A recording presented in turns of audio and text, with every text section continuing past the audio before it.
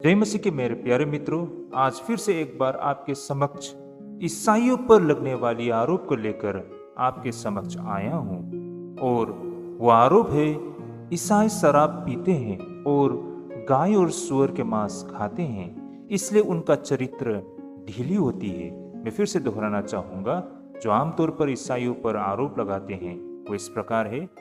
ईसाई शराब पीते हैं और गाय और सूअर के मांस खाते हैं, इसलिए उनका चरित्र ढीली होती है। क्या ये सच है? चलिए इसे समझने के लिए हम प्रयास करते हैं। मेरे प्यारे मित्रों, सबसे पहले मैं इन बातों को स्पष्ट करना चाहूँगा, जैसे कि हर समुदाय में अलग अलग तरह के लोग होते हैं। किसी एक व्यक्ति या समूह की आदत के आधार पर पूरी समुदाय के चरित्र को तय करना ठीक नहीं है। ईसाई धर्म का मूल संदेश भोजन या पेय पर नहीं, बल्कि प्रेम, क्षमा और पवित्र जीवन पर आधारित होती है। बाइबल स्पष्ट कहती है कि भोजन हमें ना तो परमेश्वर की ओर पास लाती है और न दूर करती है। यही कारण कुछ लोग व्यक्तिगत या सांस्कृतिक कारणों से मांस को खाया करते हैं और फिर कुछ तो नहीं। ये धार्मिकता का मापदंड बिल्कुल नहीं है। उसी तरह ईसाई धर्म में नैतिकता बहुत महत्वपूर्ण मानी जाती है। यीशु मसीह ने सिखाया है कि मनुष्य को पवित्र जीवन जीना चाहिए। सच्चाई, ईमानदारी, पवित्र संबंध, दूसरों की इज्जत और आत्मसंयम। यही कारण अगर कोई ईसाई गलत जीवन जीता है तो वह ईसाई धर्म का प्रतिनिधि नहीं, बल्कि अपनी ही कमजोरी को प्रतिनिधि करता है, धर्म को नहीं। यहाँ पर उस विशेष व्यक्ति को ही दोष दिया जाना चाहिए।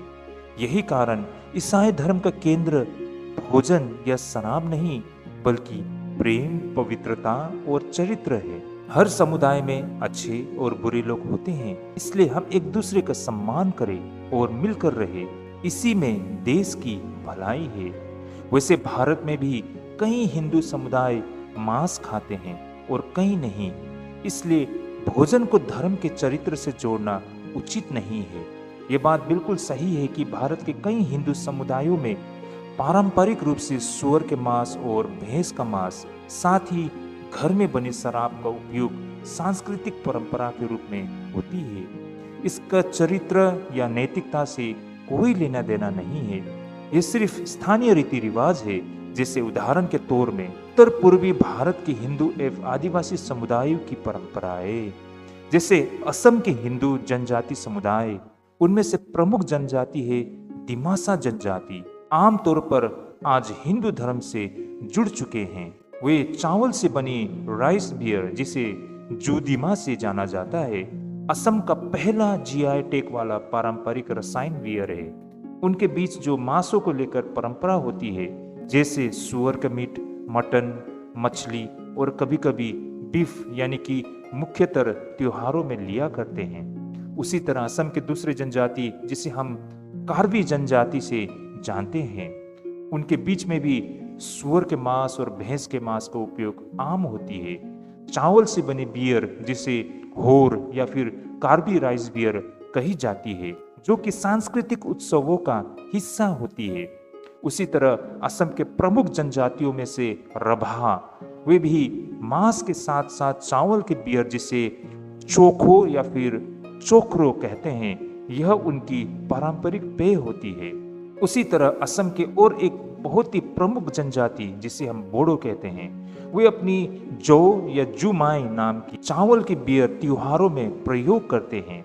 और इन सभी में अहोम, जो कि असम के मूल निवासी के तौर पर हम उसे देख सकते हैं, ऐतिहासिक रूप में अपोंग या फिर जौ जैसे चावल के पेय का उपयोग किया करते हैं। उनके बीच भी सूअर के मांस, भैंस के मांस परंपरागत भोजन का हिस्सा होती है।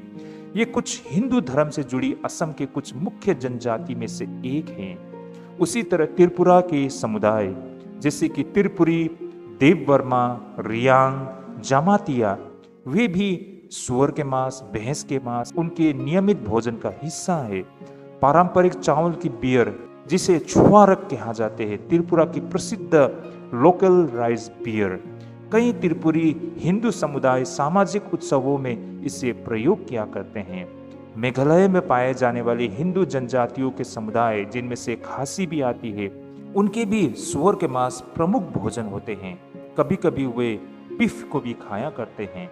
राइस बियर, जिसे उन्हें ख्यात कहते हैं, यह उनके परंपरा का अंग है। उसी तरह मेघालय में पाए जाने वाले एक प्रमुख जनजाति है जिसे हम गारो भी कहते हैं, उनके बीच भी चावल से बना हुआ बियर बहुत ही प्रमुख होते हैं, जिसे चू कहा जाता है, जिसे त्योहारों में बिल्कुल प्रयोग किया जाता है। अरुणाचल में पाए जाने वाले जनजातियां, अधिकांश जनजातियां हिंदू प्रभाव वाले पारंपरिक आस्था दोनों का पालन किया करते हैं। उनमें से निशी, जिनका सूअर के मांस बिल्कुल सांस्कृतिक भोजन होती है, चावल से बना हुआ बियर जिसे ओपो या फिर ओपोंग, जिसे घर पर ही तैयार की जाती है। अरुणाचल के दूसरे प्रमुख जनजाति में से आदि, आपातानी, मिसमी, नोक्ट, वंगचो, थांगसा, ये सारे जनजाति वे सूअर के मांस, बीफ और घर पे तैयार की गई राइस के बियर को पारंपरिक रूप में लिया करते हैं। ये सारे जनजाति आज हिंदू धर्म के साथ जुड़े हुए हैं। उसी प्रकार सिक्किम में कई समुदाय हिंदू है और कुछ बौद्ध, जिनमें से लेप्चा, वे भी सूअर के मांस, बीफ और याक के मांस को खाया करते हैं। लोकल राइस बियर, जिसे ची या फिर चीवा कहा जाता है, उनके पारंपरिक पेय पदार्थ है।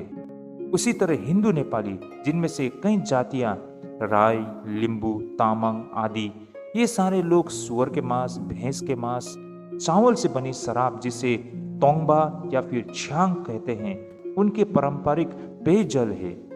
तो भाई और बहन, निष्कर्ष ये निकलता है कि भारत के असम में दिमासा, कार्बी, राभा, बोडो, अहोम, त्रिपुरा के त्रिपुरी, सिक्किम के लेप्चा, अरुणाचल के निसी आदि, आपातानी, इन सब समुदाय में सूअर के मांस और स्थानीय चावल से बनी हुई बियर पीढ़ियों से संस्कृति का हिस्सा है।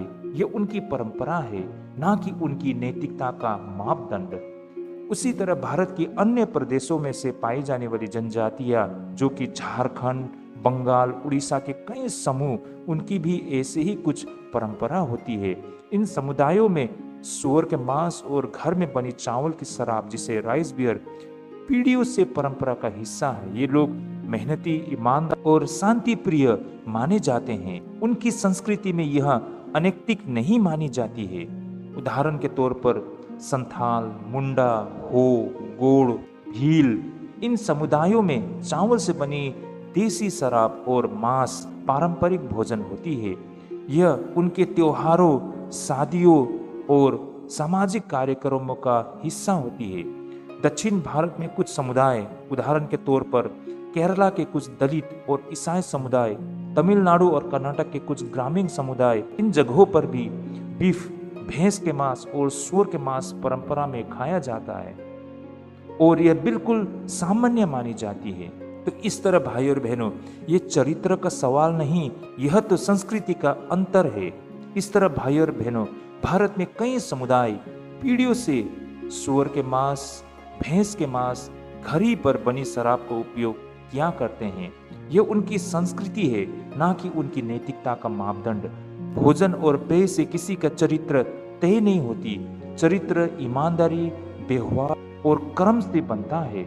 लेकिन भाई और बहनों, तथ्य ये भी बताते हैं कि भारत में ईसाई धर्म स्वीकार करने के बाद बहुत से लोग अपनी जीवन शैली में सकारात्मक परिवर्तन लाते हैं। ये बदलाव किसी मजबूरी से नहीं, बल्कि आध्यात्मिक शिक्षा, अनुशासन और परमेश्वर के वचन के प्रभाव से आती है। जैसे ईसाई धर्म जीवन शैली में परिवर्तन क्यों लाती है? इसका कारण ईसाई शिक्षा का मुख्य संदेश है: शुद्ध और पवित्र जीवन जीने पर जोर, आदतों पर नियंत्रण रखना, शरीर को परमेश्वर का मंदिर मानना, परिवार, समाज और देश के लिए जिम्मेदार बनना। इसलिए बहुत से लोग शराब, तंबाकू, जुआ खेलना, व्यभिचार, हिंसा, ऐसे आदतों को छोड़ देते हैं। चर्च इन बातों को क्यों मना किया करते हैं? क्योंकि बाइबल कहती है शराब, नशा और गलत आदतें मनुष्य की आत्मिक वृद्धि को रोकती है। ये व्यक्ति को परिवार, समाज और कामकाज से दूर कर देती है। जुआ खेलना और शराब परिवार को टूटने तक पहुंचा देती है।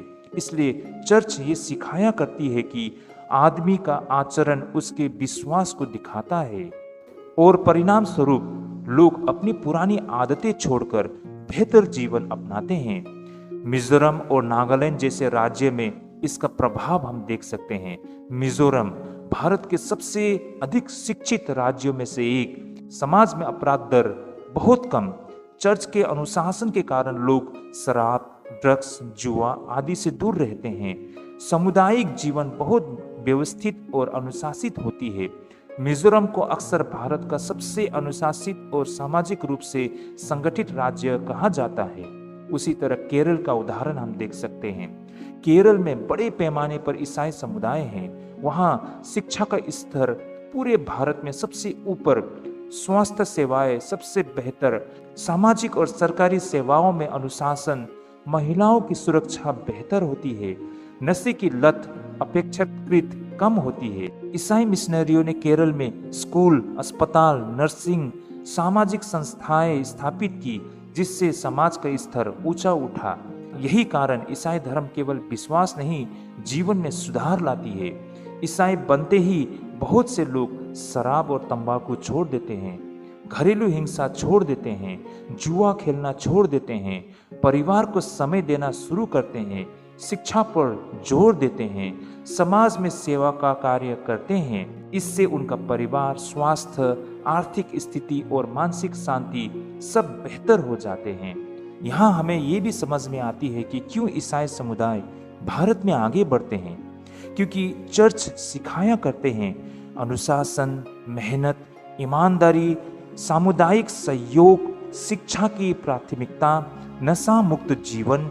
इसी कारण मिजोरम, नागालैंड, मेघालय, केरल जैसे ईसाई बहुल क्षेत्रों में उच्च साक्षरता, कम भ्रष्टाचार, बेहतर सामाजिक व्यवस्था, शिक्षा और स्वास्थ्य में प्रगति, सामुदायिक एकता देखने को मिलती है। सच तो ये है कि भारत में ईसाई बनने के बाद लोग शराब, तंबाकू और जुआ जैसी आदतें छोड़ देते हैं। चर्च हमेशा सिखाता है कि ये बातें आत्मिक जीवन को नुकसान पहुंचाती है। इसलिए मिजोरम, नागालैंड और केरल जैसे ईसाई बहुल राज्यों में शिक्षा, अनुशासन और सामाजिक स्तर बहुत ऊंचा होती है। साथ ही ईसाई होने का मतलब यह नहीं है कि सभी को मांस खाना चाहिए। बहुत से ईसाई आज भी बिल्कुल शाकाहारी रहते हैं। बाइबल भी सिखाती है कि अपने खाने पीने के कारण किसी दूसरे इंसान का दिल दुखी या आहत नहीं करना चाहिए। ईसाई धर्म में खाना कोई मजबूरी नहीं है। कौन क्या खाते हैं, क्या उसकी संस्कृति और व्यक्तिगत पसंद है। कोई चाहे तो शाकाहारी रह सकता है, चाहे तो मांसाहारी बन सकता है। लेकिन बाइबल का सिद्धांत ये है कि अगर मेरे खाने से मेरे भाई का मन दुखी होता है तो मैं वह खाना छोड़ दूंगा। मतलब दूसरों की भावनाओं का सम्मान करना ज्यादा जरूरी है। ईसाई धर्म भोजन को धर्म का मापदंड नहीं बनाता। चरित्र, प्रेम, दया, क्षमा और पवित्र जीवन ये असली बातें हैं, ये सच्ची बातें हैं। यही कारण खाना पीना किसी की आध्यात्मिकता को तय नहीं कर सकता। बाइबल भोजन और अधिक पीने खाने के विषय में सिखाती है, जैसे कि आत्मा संयम बहुत जरूरी है। बाइबल बार बार सिखाती है कि मसीहियों को खाने पीने और हर आदत में संयम रखना चाहिए। गलातियों 5:22 और 23 पद में बताया गया है कि आत्मा का फल आत्मा संयम, मतलब ज्यादा खाना, ज्यादा पीना, नशे में पड़ना, आदतों पर नियंत्रण न रखना, ये सब गलत है। बहुत ज्यादा खाना पीना आध्यात्मिक जीवन को नुकसान पहुंचाते हैं। नीति वचन 23 का 20 से 21 में कहा गया है, उनके साथ मत बैठना जो अधिक दाक मधु पीते हैं या भकोस कर मांस खाते हैं, क्योंकि शराबी और पेटू निर्धन हो जाते हैं। बाइबल ये कहती है कि अधिक खाना स्वास्थ्य को बिगाड़ता है। अधिक पीना या नशा करना परिवार और जीवन को तोड़ देता है। ये सब अनुशासन को खत्म कर देती है। शरीर परमेश्वर का मंदिर है। 1 कुरिन्थी 6:19 में बताया गया है, तुम्हारा शरीर पवित्र आत्मा का मंदिर है। इसका मतलब अपने शरीर को बिगाड़ना, जैसे अधिक खाना, अधिक शराब पीना, आध्यात्मिक रूप से बिल्कुल गलत है। हमें अपने शरीर को देखभाल करनी चाहिए। हमारे खाने पीने से किसी और को ठेस नहीं पहुंचना चाहिए। नया नियम बाइबल में रोमियो 14:21 में बताया गया है, अच्छा यही है कि तुम ऐसा कुछ न खाओ या पियो जिससे तुम्हारा भाई ठोकर खाए। मतलब अगर किसी का भावना आपके खाने या पीने से आहत होती है तो उसे न करना बेहतर है। प्रेम भोजन से बड़ा है। मसीहियों को हर चीज में संयम रखना चाहिए। बाइबल भोजन या पेय को सीधे मना नहीं करती, पर अति और नशे को मना करती है। 1 कोरिन्थी 10:31 में बताया गया है, चाहे खाओ या पियो सब कुछ परमेश्वर की महिमा के लिए करो।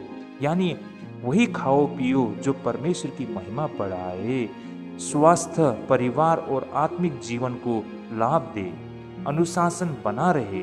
तो अंततः भाई और बहनों, आज के पाठ से मैं यही कहना चाहूँगा, बाइबल सिखाती है कि अधिक खाना पीना और नशा गलत है। मसीहियों को आत्मा संयम रखना चाहिए, अपने शरीर का सम्मान रखना चाहिए और ऐसा कुछ नहीं करना चाहिए जिससे आत्मिक जीवन या दूसरे को नुकसान पहुंचे। प्रभु आप सबको ढेरों आशीष करे। जय मसीह की।